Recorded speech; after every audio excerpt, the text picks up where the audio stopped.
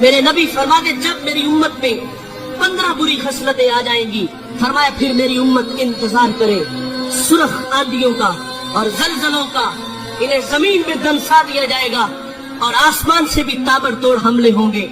وہ 15 بری خصلتیں کون کون سی ہیں؟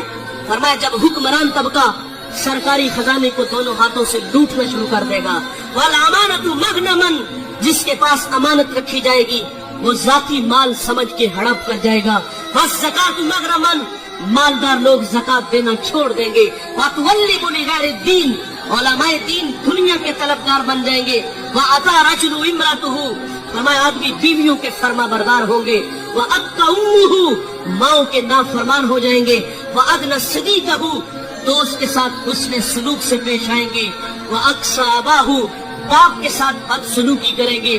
ایک صحابی عرض کرتے حضور قیامت کب آئے گی؟ کوئی نشانی ارشاد فرما دے۔